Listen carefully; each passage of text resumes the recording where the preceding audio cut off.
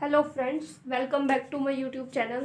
तो हम demand chapter को कर रहे थे। हमने उसमें डिटर्मिनेंट्स तक करे थे। हमने डिटर्मिनेंट्स क्या होते हैं वो सब पढ़ा था। और हमने कहा था कि जब हम एक डिटर्मिनेंट की स्टडी करते हैं तो बाकी सब कांस्टेंट रहते हैं। आज हम करेंगे लॉ ऑफ डिमांड। क्या? Law of demand.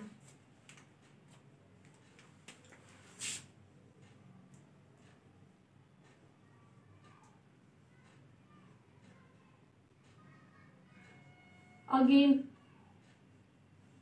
ठीक है, लॉ ऑफ डिमांड मतलब डिमांड, और इसमें हम किसका रिलेशन करते हैं? प्राइस का।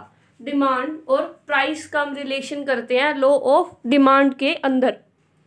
तो सबसे पहले लॉ ऑफ डिमांड क्या होता है? लॉ ऑफ डिमांड में क्या करते हैं? हमने पहले ही कर लिया कि डिमांड देखेंगे और प्राइस। हमने क्या पढ़ रखा है कि अगर प्राइस बढ़ता है, किसी चीज की प्राइस बढ़ते हैं, किसी चीज का रेट बढ़ता है, तो आप उसकी डिमांड क्या कर देते हो? कम। अगर किसी चीज का प्राइस कम होता है तो डिमांड क्या करते हो? बढ़ा देते हो। तो लॉ ऑफ डिमांड क्या कहता है? जब किसी चीज का प्राइस बढ़ता है तो आप उसकी डिमांड कम करते हो, जब किसी चीज का प्राइस कम होता है तो आप उसकी डिमांड बढ़ा देते हो। यही लॉ ऑफ डिमांड कहता है। अब हम इसमें जैसे कि हमने जब डिटर्मिनेंट्स करे थे तो हमने कहा था कि जब हम एक डिटर्मिनेंट की स्टडी कर रहे हैं तो बाकी सभी डिटर्मिनेंट क्या माने थे? कांस्टेंट। तो सेम सबसे पहले हम कौन सी लाइन लिखते हैं? अदर थिंग्स रिमेन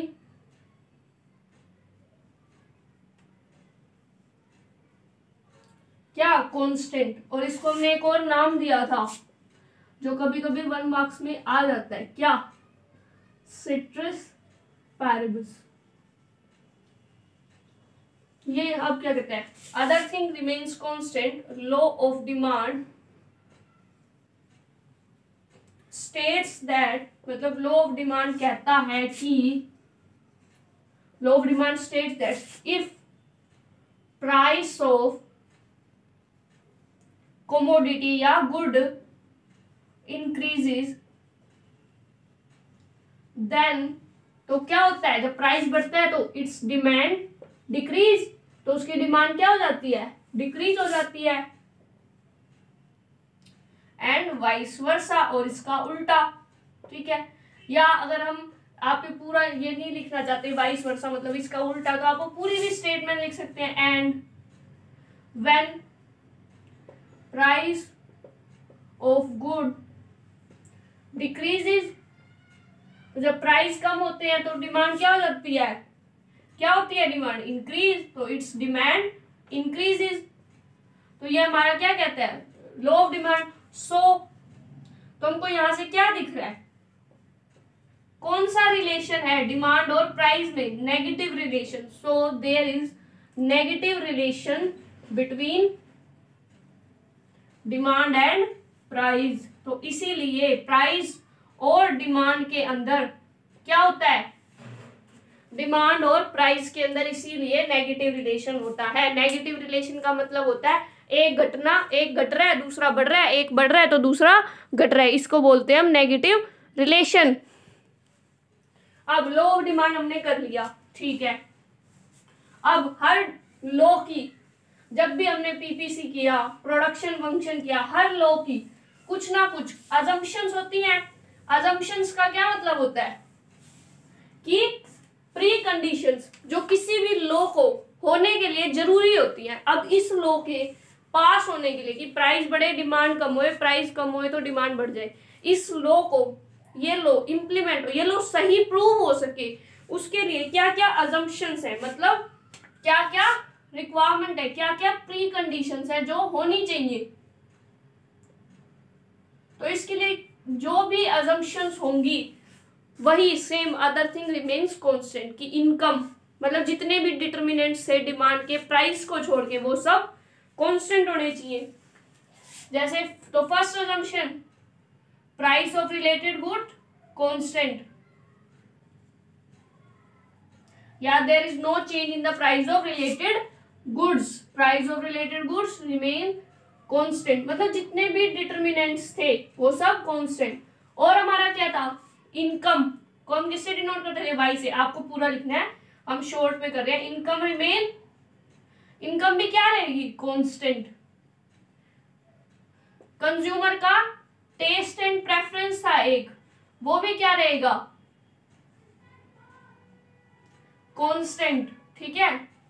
और कौन कौन से डिटरमिनेंट्स थे, प्राइस था, प्राइस ऑफ रिलेटेड गुड्स था, इनकम थी, टेस्ट एंड प्रेफरेंस थी और एक्सपेक्टेशंस थी। Expectations remains constant. तो ये हमारे क्या हो गए, ये हमारी ये लो पास हो सके, लो ऑफ डिमांड, उसके लिए ये कंडीशंस होनी जरूरी है। ये क्या है, ये प्री कंडीशंस है, इसको हम क्या बोलते हैं इकोनॉमिक्स में, अजम्पशंस। ये क्या है, हमारी अजम्पशंस है, ठीक है। अब अजम्पशंस भी हो गई।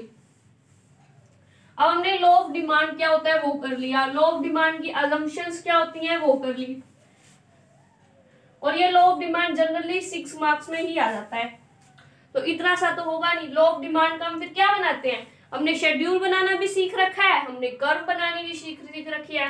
लॉ ऑफ डिमांड हम ले रहे हैं ना, हम इंडिविजुअल कंज्यूमर के अकॉर्डिंग लेके चल रहे हैं, इसलिए हमने सिर्फ अजम्पशंस भी इंडिविजुअल डिटरमिनेंट वाली ली, और आगे हम शेड्यूल और जो कर्व बनाते हैं वो भी इंडिविजुअल के अकॉर्डिंग बनाएंगे। तो लॉ ऑफ डिमांड, फिर हम क्या बनाएंगे लॉ ऑफ डिमांड में, शेड्यूल।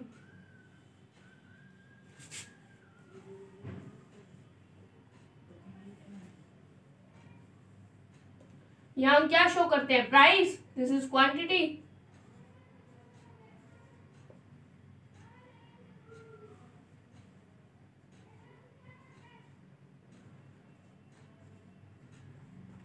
प्राइस कम हो रहा है, क्वांटिटी बढ़ रही है, लो ऑफ डिमांड। अब हम इस शेड्यूल बना के सिर्फ छोड़ते नहीं, हम इसको क्या करते हैं, एक्सप्लेन भी करते हैं, ठीक है। When price of a commodity is ₹5, its quantity demand is 10। When price of commodity falls, जब प्राइस क्या हुआ, फॉल, गिरा, कितना, 4 हो गया। When price of commodity falls to ₹4, जब वो 4 रुपए पे आ गया, then its quantity demanded increases. Again when price fall, फिर से प्राइस कम हुआ, 3 हो गया, then its quantity demand again increases, 20 से 30 हो गई। तो हम देख सकते हैं, as we can see, when price of the commodity is decreasing, its demand is increasing, so it shows the negative relation between the demand and price, ठीक है। उसके बाद हम कर्व भी बनाते हैं।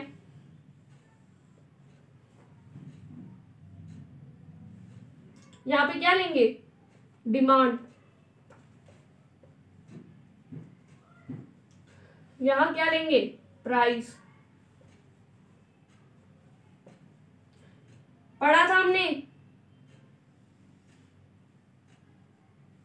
Demand curve slopes downward. Demand curve क्या होती है, डाउनवर्ड स्लोपिंग होती है। क्यों डाउनवर्ड स्लोपिंग होती है, क्योंकि जब एक चीज के क्या होती है, जब एक चीज की, जब हमारे प्राइस बढ़ते हैं डिमांड कम होती है, जब प्राइस कम होते हैं डिमांड बढ़ती है, तो नेगेटिव रिलेशन की वजह से डाउनवर्ड स्लोपिंग होती है हमारी डिमांड कर्व। अब हम इसको भी एक्सप्लेन करते हैं।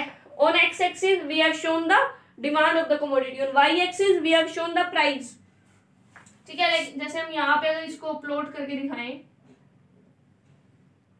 सेम मान लो इसी फिगर को हमने प्लॉट कर दिया, ठीक है। फिर हम इसी को एक्सप्लेन करेंगे कि डिमांड यहाँ शो कर रखी है, प्राइस वाई एक्सिस पे है। व्हेन प्राइस ऑफ कमोडिटी, वो जब हम इसमें पूरा प्लॉट करेंगे, is 5, it's demand is 10. When price of commodity decreases to 4, its demand increases to 20. So as we can see, when price of the commodity is increasing, demand is decreasing, and hence proved कि there is negative relation between the price and quantity demanded. तो negative relation किस किस में है, price और quantity demanded में। हम इन दोनों को एक साथ भी बना के, अगर हम ये प्लॉट नहीं करना चाहते, क्योंकि प्लॉट करने में बहुत ज्यादा टाइम भी लगता है, तो हम इन दोनों को एक साथ बना के हम सिर्फ टेबल को भी एक्सप्लेन कर सकते हैं, क्योंकि अगर हम इसमें प्लॉट करेंगे तो बहुत टाइम भी लगता है हमारा। तो सिंपली सबसे पहले क्या हुआ, लॉ ऑफ डिमांड होता क्या है, हमने उसको क्या किया, एक्सप्लेन किया, इसको लॉ ऑफ डिमांड को। फिर हमने उसकी क्या बताई, अजम्पशंस बताई। फिर हम क्या करते हैं, शेड्यूल और कर्व बनाते हैं, और देन उनको क्या करेंगे, एक्सप्लेन। ये हमको जरूरी नहीं है दोनों को अलग अलग एक्सप्लेन करना, दोनों एक साथ बना दी और एक्सप्लेन सिर्फ इस को भी आप कर सकते हैं, क्योंकि हम इसमें प्लॉट करके नहीं दिखा सकते, और बहुत टाइम भी लगेगा। तो बनानी तो है ये, लेकिन हम एक्सप्लेन एक को कर देंगे, उसके बाद हम करते हैं एक्सेप्शंस। एक्सेप्शन का मतलब क्या होता है? एक्सेप्शन का मतलब होता है कि लॉ ऑफ डिमांड फेल हो गया। मतलब ऐसी कौन सी सिचुएशंस होंगी जब हमारा लॉ ऑफ डिमांड फेल हो जाएगा। क्या?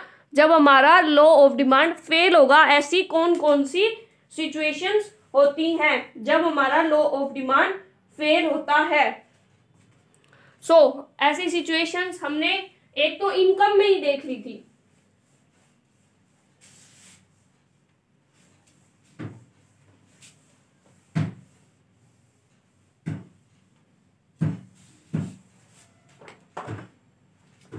क्या करेंगे अब हम? एक्सेप्शंस।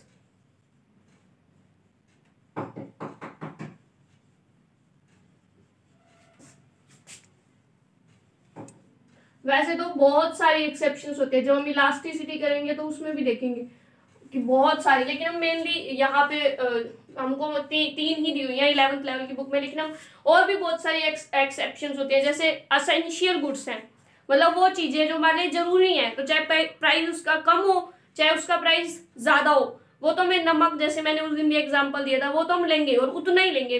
प्राइस कम हो जाए तो ऐसा नहीं है ज्यादा खरीद लेंगे, वो अलग सिचुएशन है कि जिस चीज को हम स्टोर कर सकते हैं उसको हम थोड़ा बहुत ज्यादा खरीद लें। लेकिन नेसेसिटीज की जो चीजें हैं उनमें इतना ज्यादा डिफ्लेक्शन भी नहीं होता प्राइस का। ठीक है, हम यहाँ पे मेनली तीन ही तरह की लेते हैं। ठीक है, फर्स्ट हमने गिवन गुड्स या इंफीरियर गुड्स, दोनों के एक ही केस होता है।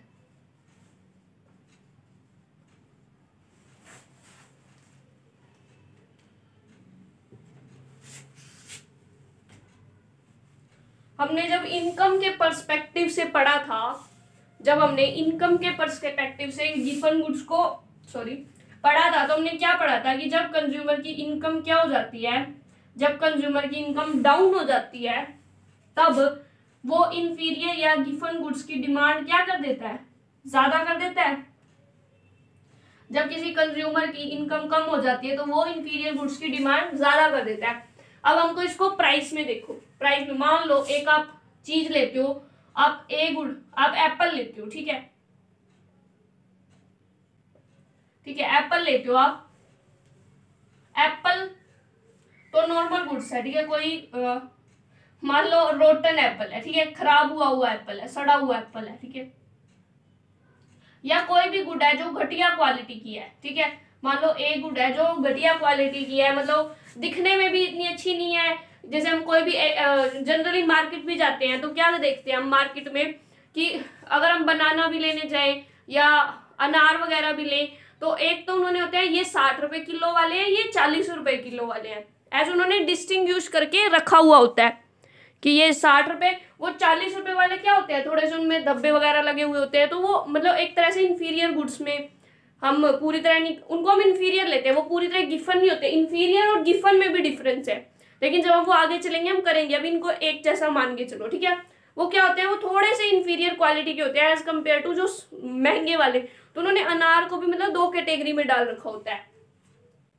ठीक है, तो मान लो ए गुड है जो कि इंफीरियर है, थोड़ी सी कम क्वालिटी की है, थोड़ी अच्छी क्वालिटी की नहीं है। ठीक है, उसके प्राइस क्या हो रहे हैं, बढ़ रहे हैं। एक गुड है उसके प्राइस बढ़ रहे हैं। कंज्यूमर की रियल इनकम हम निकालते हैं, क्या? Real income. देखो कंज्यूमर के पास ना 100 रुपए है, कोई चीज 10 रुपए की मिल रही है, कोई चीज 10 रुपए की मिल रही है, 10 रुपए रेट है, कंज्यूमर के पास 100 रुपए है, तो वो उसकी क्वांटिटी कितनी ले सकता है? उसकी क्वांटिटी वो 10 ले सकते हैं, क्योंकि क्या है 10 रुपए की वो है। अब वो मान लो ये गुड जो है वो 20 रुपए की होगी, इनकम तो कंज्यूमर कितनी है, लेकिन अब वो कितनी ले सकता है? 5। तो क्या हो रहा है, कंज्यूमर की रियल इनकम कम हो रही है। रियल इनकम होती है कि कंज्यूमर 1 रुपए से कितने बास्केट ऑफ गुड्स को ले सकता है। ठीक है, तो यहाँ पे कंज्यूमर की 1 रुपए की वैल्यू ज्यादा थी जब प्राइस कम था, जब प्राइस बढ़ा कंज्यूमर के 1 रुपए की वैल्यू क्या हो गई, कम हो गई। तो ये किस चीज को शो करता है, उसकी रियल इनकम को। तो जब किसी चीज के प्राइस बढ़ते हैं तो उसका मतलब क्या हुआ, कंज्यूमर की रियल इनकम कम हो गई। किसी चीज के प्राइस बढ़ रहे हैं तो कंज्यूमर की क्या हो रही है, रियल इनकम कम हो रही है, मतलब कि उसके रुपए की वैल्यू कम हो रही है। जहां वो 1 रुपए से कोई चीज 4 ले सकता था, प्राइस बढ़ने की वजह से वो 1 रुपए से वही चीज 3 ले सकता है, 3 क्वांटिटी ले रहा है। पहले वो ये मार्कर मान लो वो 20 रुपए में 4 ले सकता था, अब इस मार्कर के प्राइस बढ़ गया, वो 20 रुपए में इस मार्कर के 3 ही ले सकते हैं, 3 ही मार्कर ले सकता है। तो क्या हो रहा है, तो कंज्यूमर की रियल इनकम कम हो रही है। तो प्राइस के इंक्रीज होने से कंज्यूमर की क्या होती है, रियल इनकम डिक्रीज होती है। प्राइस इंक्रीज होने से कंज्यूमर की रियल इनकम डिक्रीज होती है। जब किसी कंज्यूमर की रियल इनकम डिक्रीज हो रही है, ये इनकम वाला कंसेप्ट, जब किसी की इनकम डिक्रीज हो रही है तो वो ऑब्वियसली क्या करेगा, इंफीरियर गुड्स की डिमांड बढ़ाएगा। तो प्राइस और इंफीरियर गुड्स का रिलेशन कैसा है, पॉजिटिव है। तो कि प्राइस बढ़ा और इंफीरियर गुड्स की डिमांड बढ़ गई, प्राइस बढ़ा और इंफीरियर गुड्स की डिमांड बढ़ गई, ये तो पॉजिटिव रिलेशन हो गया। तो पॉजिटिव रिलेशन होने की वजह से क्या, law of demand fail. Law of demand तो क्या कहता है कि प्राइस बढ़ता है तो डिमांड कम होनी चाहिए, लेकिन in case of inferior goods price बढ़ा, इंफीरियर गुड्स की तो डिमांड ही बढ़ गई, तो इसीलिए लॉ ऑफ डिमांड फेल। तो ये क्या हुआ, exceptions of law of demand, पहली एक्सेप्शन, मतलब जब हमारा लॉ ऑफ डिमांड फेल हो जाएगा तो वो कौन सी एक्सेप्शन होगी, इंफीरियर गुड्स की। अब हम इसको कैसे लिखते हैं, when price of a commodity increases, जब किसी चीज का प्राइस इंक्रीज हो रहा है, real income of the consumer, मतलब कंज्यूमर की real income decreases, so consumer tend to move, तो कंज्यूमर कहां जाता है, इंफीरियर गुड्स की तरफ। Consumer tend to move towards the inferior goods, so demand of the inferior goods increases, और इसीलिए इंफीरियर गुड्स की डिमांड क्या हो जाती है, बढ़ जाती है। So we can see as price is increasing, demand for the inferior goods is also increasing, so our law of demand gets failed। तो हमारा law of demand क्या हो रहा है, फेल हो रहा है। तो इसीलिए ये क्या है, एक्सेप्शन है लॉ ऑफ डिमांड की। दूसरी एक्सेप्शन करते हैं हम,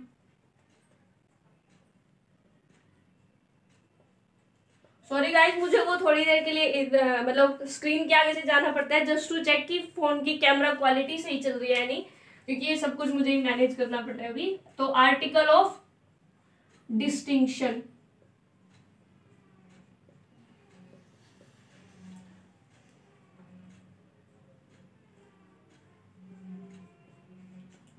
सो आर्टिकल ऑफ डिस्टिंक्शन, अब ये क्या है, आर्टिकल ऑफ डिस्टिंक्शन ये कहता है कि जो रिच क्लास है ना सोसाइटी के, कोई भी रिच क्लास है सोसाइटी का, वो अगर कोई चीज महंगी होती है ना वो तभी खरीदता है उस चीज को।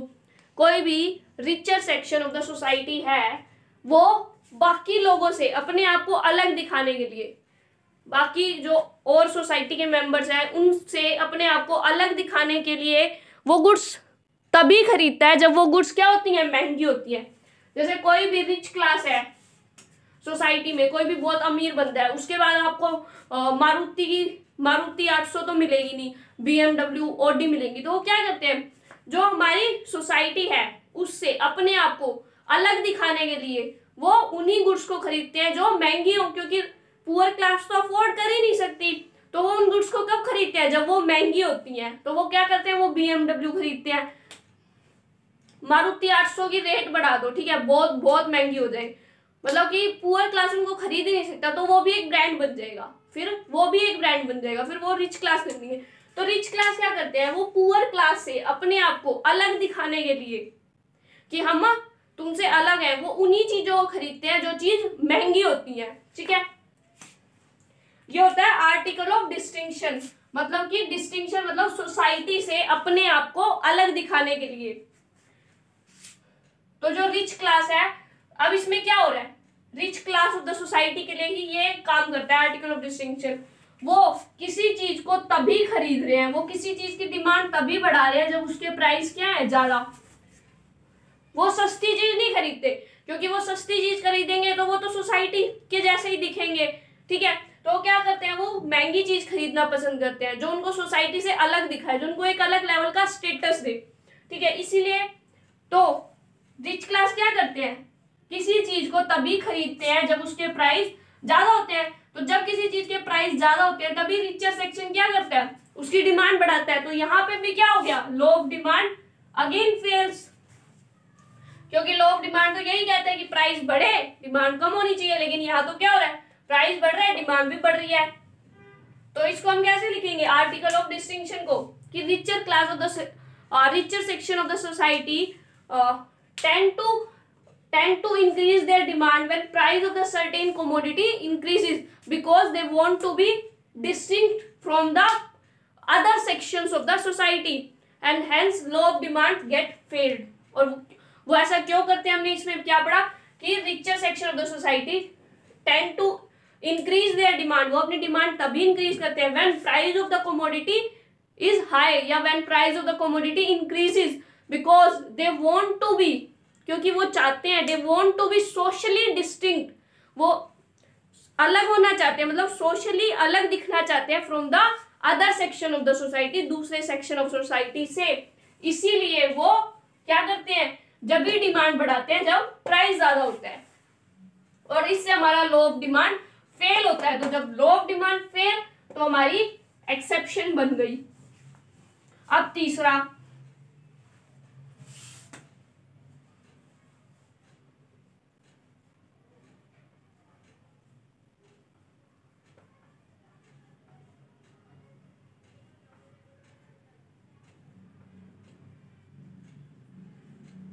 Irrational judgement. ये क्या होता है, हमने पढ़ा था कि कंज्यूमर रैशनल होना चाहिए, मतलब समझदार, इर्रेशनल मतलब ना समझ वाली, जजमेंट मतलब कोई डिसीजन लेना, मतलब कोई समझदार डिसीजन ना लेना, ठीक है, मतलब कोई अच्छा डिसीजन नहीं, कोई समझदारी वाला डिसीजन नहीं, कुछ ऐसे ना समझो वाला डिसीजन, ठीक है। जैसे नॉर्मली मान लो आप कहीं गए, वहां सेल लगी हुई है, वहां पे आपको कोई शर्ट दे रहा है 100 रुपए की, कोई आपको 100 रुपए की शर्ट दे रहा है, तो जनरली क्या करते हैं, जो अच्छी ब्रांडेड कपड़े लेते हैं लोग, वो सोचते हैं यार 100 रुपए की शर्ट दे रहा है, पक्का खराब होएगी, लो क्वालिटी की होएगी, तभी तो 100 में दे रहा है, और वो उस चीज को खरीद के ही नहीं आते। वो प्राइस कम होता है, 100 रुपए बहुत कम प्राइस है एक शर्ट के लिए, ठीक है, वो अच्छी शर्ट है और वो 100 रुपए में बेच रहा है, तो क्या सोचते हैं लोग कि भाई इतनी सस्ती दे रहा है, पक्का खराब है ये शर्ट, मतलब इसमें कोई कमी है इस गुण में, तभी वो इतनी सस्ती दे रहा है। तो वो क्या करते हैं, वो एक इर्रेशनल जजमेंट बना लेते हैं कि ये सस्ती दे रहा है, इसका मतलब ये खराब है, ये हम इर्रेशनल जजमेंट कर लेते हैं कभी कभी, ठीक है। तो इसमें अब क्या होता है, उस चीज के वो प्राइस कम होते हैं, उस चीज के प्राइस क्या होते हैं, कम होते हैं, कि वो जहां पे वो शर्ट मान लो 400-500 की बिकती है, वहां 100 रुपए में वो बिक रही है, तो क्या है, वो प्राइस कम ही है, तो प्राइस तो कम होते हैं और हम खरीदते नहीं, हमने मान लो नहीं खरीदी, हम ये छोड़ के आ गए ये सोच के कि भाई इतनी सस्ती दे रहा है, पक्का खराब होएगी, पक्का कुछ ना कुछ कमी होएगी, या कुछ ना कुछ कहीं से डिफेक्ट होएगा, तभी इतनी सस्ती दे रहा है। तो हम क्या करते हैं, हम डिमांड करते ही हैं, और डिमांड कम, प्राइस भी उसका कम है और हम डिमांड भी नहीं कर रहे, क्योंकि हम सोचते हैं कि भाई प्राइस कम है, पक्का घटिया है, और हम खरीदते ही नहीं है। तो अगर हम खरीद ही नहीं रहे तो मतलब क्या है, डिमांड कम, तो प्राइस भी कम, डिमांड भी कम, again law of demand fail. तो ये किस वजह से फेल हुआ, इर्रेशनल जजमेंट। किसकी इर्रेशनल जजमेंट, कंज्यूमर की, कि sometimes consumer tend to make irrational judgement by assuming the quality, कि वो क्वालिटी को अज्यूम करता है, किससे, प्राइस से, कि अगर if the price of a commodity is low, it means कि उसका मतलब क्या है, कि क्वालिटी उस चीज की खराब है, कि उसकी क्वालिटी बैड है, तो वो उस चीज की डिमांड नहीं करता। और इस सिचुएशन में क्या होता है, प्राइस कम होने के बावजूद भी डिमांड कम ही होती है, और इसीलिए हमारा लॉ ऑफ डिमांड फेल हो जाता है। तो हमारा लॉ ऑफ डिमांड हो गया, उसकी एक्सेप्शंस भी हमने कर ली।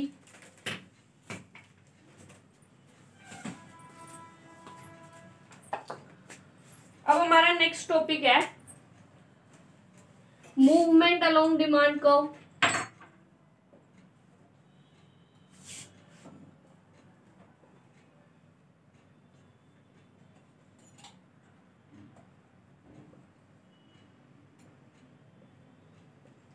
And shift in demand curve.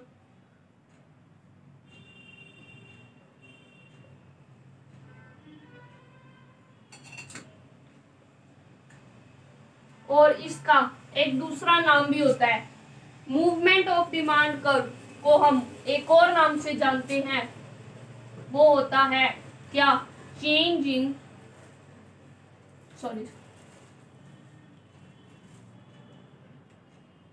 Change in quantity demand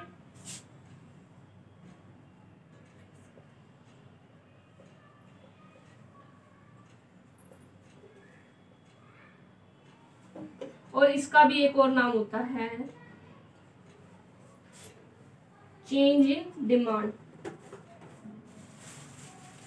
सबसे पहले हमने जब पढ़ा था तो हमने स्टार्टिंग में कंसेप्ट किए थे फर्स्ट वीडियोस में, तो हमने क्वांटिटी डिमांड और डिमांड में डिफरेंस किया था। अब हमारे दो नए कंसेप्ट है, मूवमेंट अलोंग डिमांड कर्व, उसको हम बोलते हैं चेंज इन क्वांटिटी डिमांड।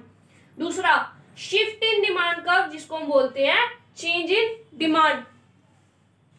अब इसका क्या मतलब है, आज हम जस्ट इसका इंट्रोडक्शन कर रहे हैं, डिटेल में इसको हम कल करते हैं, ठीक है। सो इंट्रोडक्शन में देखो, मूवमेंट अलोंग डिमांड कर्व मतलब एक डिमांड कर्व है, हम उस पे मूव कर रहे हैं, मतलब आगे पीछे घूम रहे हैं, ठीक है। सिंपल सा मतलब क्या है, मूवमेंट अलोंग डिमांड कर्व की एक डिमांड है, डिमांड कर्व है, हम उस पे आगे पीछे घूम रहे हैं, उस पे मूव कर रहे हैं, मूवमेंट कर रहे हैं, ठीक है। ठीक है, ये डिमांड कर्व है, यहाँ पे हम डिमांड शो करते हैं, यहाँ प्राइस। ये डिमांड कर्व है, मान लो हम यहाँ थे, हम क्या कर रहे हैं, मूव कर रहे हैं, यहाँ से चलो भाई यहाँ चलते हैं।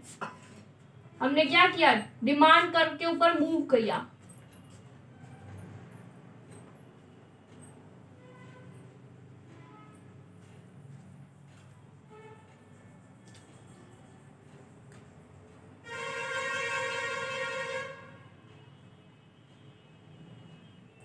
ठीक है, हमने क्या किया, डिमांड के ऊपर मूव किया। ये हमारा ए पॉइंट था, बी पॉइंट था, हम ए पॉइंट से, ये डी कर्व मतलब डिमांड कर्व, ए पॉइंट से हम बी पॉइंट पे गए, ए पॉइंट से हम बी पॉइंट पे गए। हमारी डिमांड क्या हो गई, कम।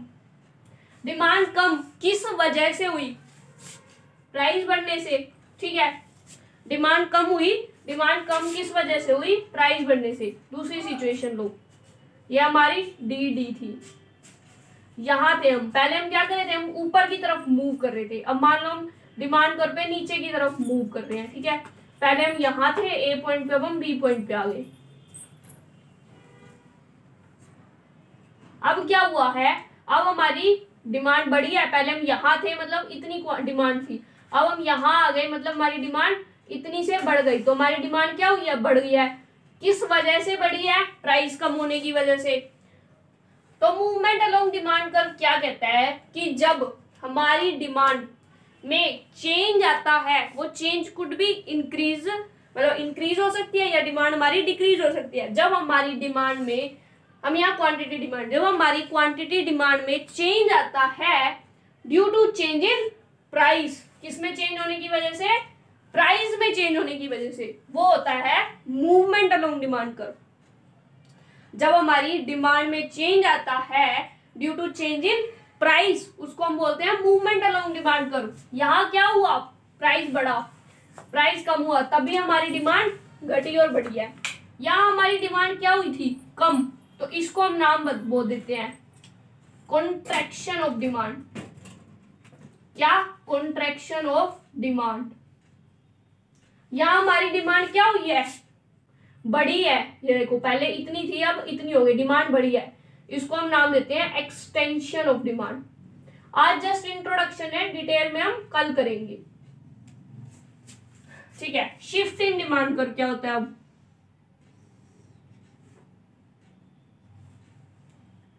शिफ्ट इन डिमांड कर्व कि भाई हमारी ये डिमांड कर्व थी,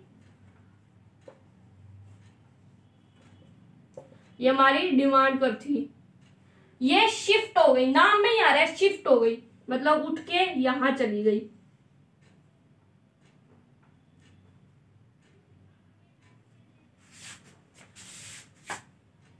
ये बिल्कुल पैरेलल मूव करेगी, तो ये क्या हो गई हमारी शिफ्ट, पूरी की पूरी डिमांड कर्व शिफ्ट हो गई। देखो प्राइस यहाँ क्या है कांस्टेंट, यहां भी उतना प्राइस है, यहां भी उतना प्राइस है, लेकिन यहां उसी प्राइस पे डिमांड क्या है कम है, यहां उसी प्राइस पे डिमांड क्या है ज्यादा है। ठीक है, प्राइस सेम है, उसी प्राइस पे यहाँ डिमांड कम है, यहाँ ज्यादा है।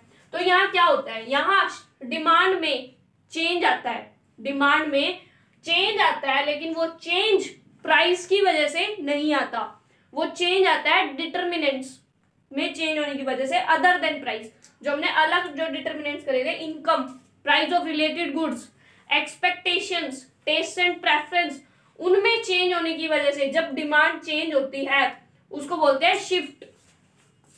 हमने यहाँ डिमांड क्या करी थी, बढ़ाई थी। ठीक है, अब एक सिचुएशन लो जब हमारी डिमांड कम हो गई, मतलब बैक, ये शिफ्ट कर गई डिमांड पीछे।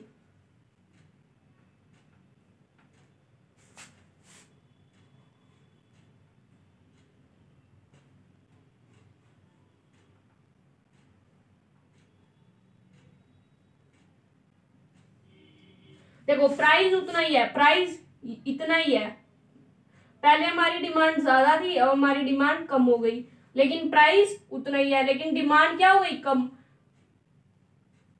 डिमांड कम हो गई प्राइस उतना ही है, यहाँ डिमांड बढ़ गई प्राइस उतना ही है, मतलब अदर डिटरमिनेंट्स में चेंज आया, अदर डिटरमिनेंट्स में चेंज आया। लेकिन हम इसको भी नाम देते हैं, अब हम इनको क्या नाम देते हैं, उनको दिया कॉन्ट्रैक्शन एक्सटेंशन। कॉन्ट्रैक्शन कब होगा, जब डिमांड कम होगी, एक्सटेंशन कब होगा, जब डिमांड बढ़ेगी लेकिन प्राइस में चेंज होने की वजह से होगा।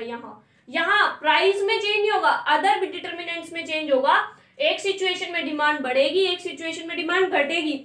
जब डिमांड हमारी बढ़ेगी उसको हम बोलेंगे फॉरवर्ड या राइटवर्ड शिफ्ट इन डिमांड,